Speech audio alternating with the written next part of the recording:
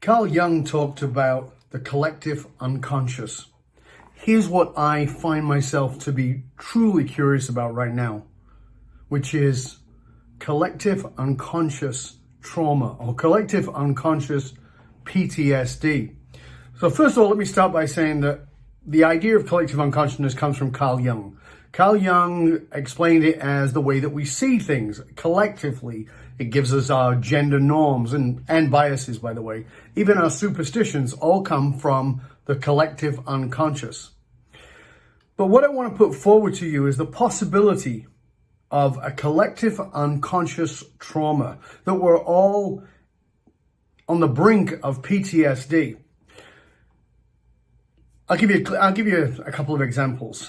One of my clients, a senior partner of a very large accounting firm, said, "I've had the worst few weeks I've had in years." She said, "There's nothing I can really pin it on. Nothing has really changed in the last few months. I just feel like I'm a freaking mess." Another client, also a senior partner, but this time at a law firm, said something very similar.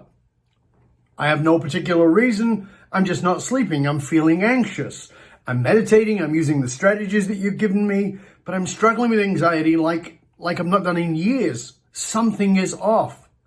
Yesterday, I spoke with a friend of mine who is a multi-best-selling author, very grounded individual who has not been able to write, barely been able to function for the last few weeks. And again, this person had, quote, no specific reasons.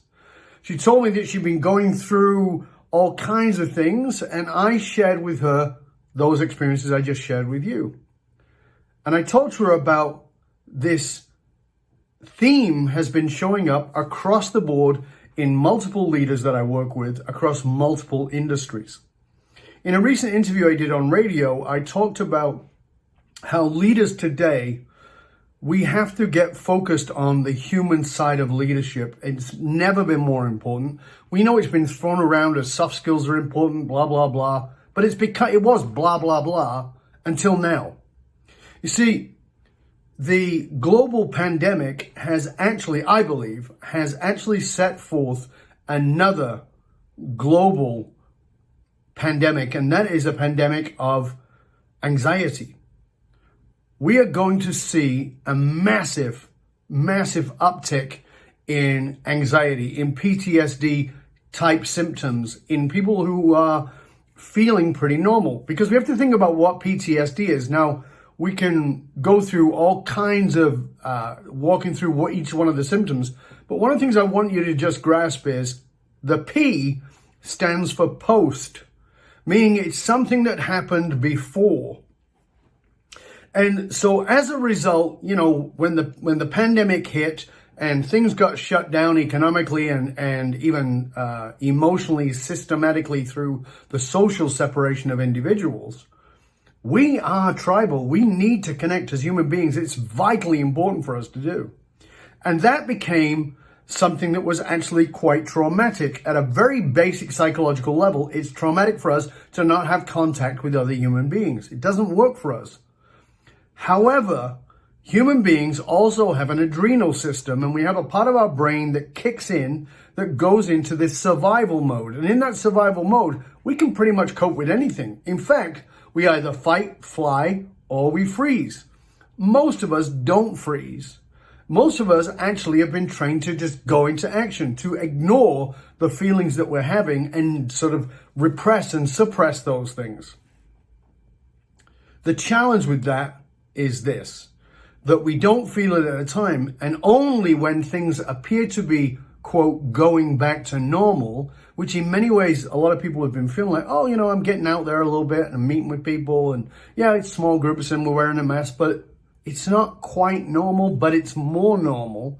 And as a result, those feelings that were repressed in order to cope are now starting to bubble up to the surface. As a leader, as an employer, you're going to notice things in the people that you're leading and you're going to say, something's off here. But if you ask them, they won't actually know, because nothing is off in this moment. It happened way back maybe in March or April or May of 2020, not in September, October, November, December, or even into 2021. No.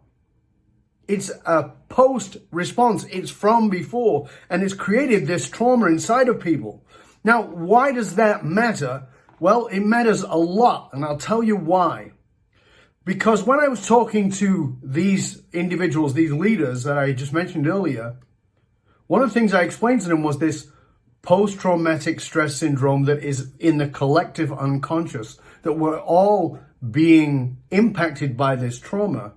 One of the things I explained in that is this makes us very, very susceptible to manipulation. When we're in that space, we are the most easy to be manipulated.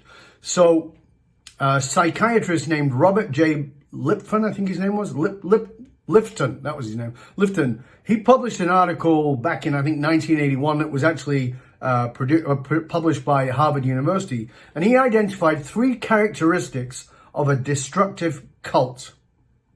He said, number 1, there's an authoritarian leader, a leader who has unquestionable force of morality and ethics and a doctrine of rules. However, the group focuses on the worship of that individual and does not require the individual to keep to those rules. That's number 1. Number 2, in the cult, there is a control of access to outside information, meaning they have to control the environment. There's a demand of loyalty and actually a requirement to confess past and present breaking of the doctrine rules. So how did you break the rules even before you knew what the rules were?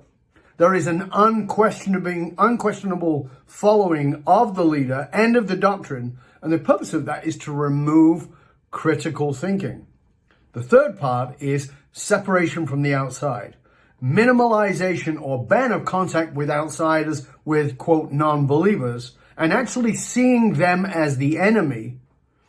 And through self and often through group pressure, there is self-harm, there is self-denial, there is ways to cause harm to yourself and sometimes often to others.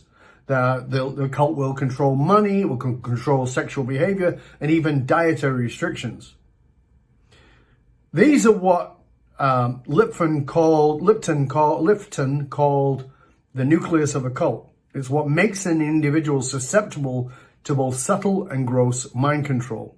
Why does this matter in the context of what I was talking about at the beginning of this video? Well, if we're in a trauma, PTSD, if we're in a trauma, that's when we're most susceptible to these indoctrination of a cult type leader. We start getting polarized. We start thinking they're right and we're right and they're wrong. Right, black, white, whatever it is.